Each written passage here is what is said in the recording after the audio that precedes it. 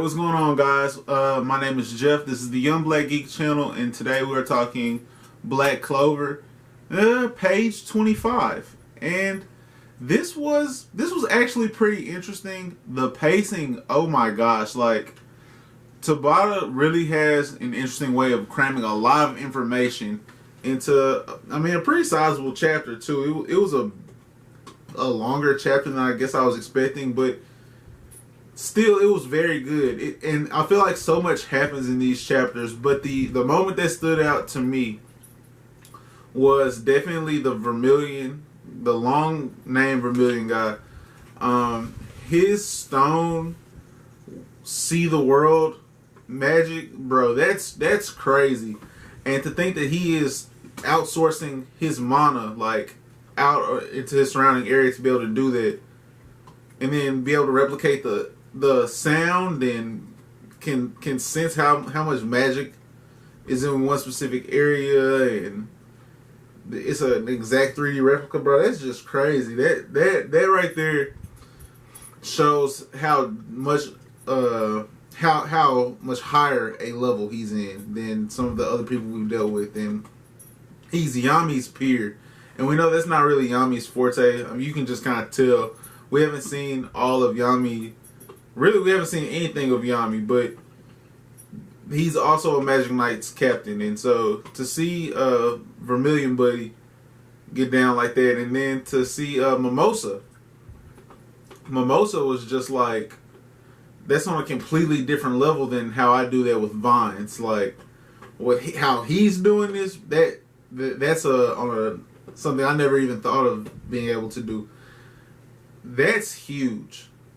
And his leadership to be able to go lead the Silvers, to be able to go lead like the people from other Magic Knight squads, and he admittedly is like, I know y'all don't really want to take notes or take orders from me, excuse me, but one centralized voice can make this go a lot smoother.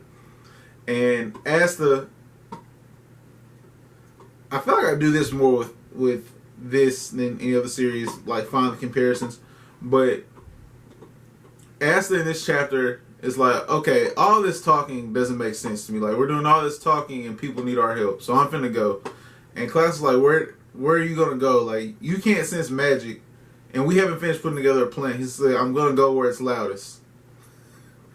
Like, where it's loudest is obviously where I'll be needed the most, right? But in One Piece, Nami, and I want to say it's in Arlong Park is where this is first brought up, but Nami, I think she's talking to Usopp. I don't know when this is in One Piece, but what she says is that Luffy always knows who to fight. Like, maybe that was in that could have been at Water 7 in his lobby. How like he kind of found his way to Lucci. In fact, I'm almost positive this one was, but as a main character, you kind of find a way, or Luffy does, and Goku does, Naruto does. It's just the strong opponent in your match, and I guess that theirs is different because they usually have different things going on. But with Luffy and his crew, it's crew versus opposing group of people usually, and while no one's like, I'm the strongest one here, Luffy kind of finds a way without that conversation to fight the strongest person. Ass is kind of showing that quality where I'll just go find my way to who I need to fight and it'll work out. But I like that. Like I like that Tabata can incorporate that into his character, and he's not wrong in that there's probably where it's the noisiest, where it sounds like there's a lot going on, there probably is a lot going on. And that's going to lead, and the fact that Buddy ran off with him. And you know, these new folks, man, I'm still trying to learn names, and I got the Silvers down. We got Solid, Nebra, Nozel and Noel, Mimosa. I can't even get close to her cousin name, either one of them. But that's besides the point. It doesn't even really matter. This was a dope chapter though. Now I want to touch on the villain or invader because it seems very random. He seems very random, and maybe it's just because of this pacing of Black Clover's pacing. But literally, he got here last chapter, and in this chapter, he's attacking the village, and we still don't know his name. He hasn't used a name magic attack. He seems to have an issue with the capital or with the Clover Kingdom in general, because he asked that little girl, does she like it? And he said, well, I hate the Clover Kingdom, and I want to destroy its people and all those that like it. And it kind of like a woman scorn deal. Like, he seems like he's been scorned. I don't know, bro. It's just a lot about him seems random. We don't know anything about him yet.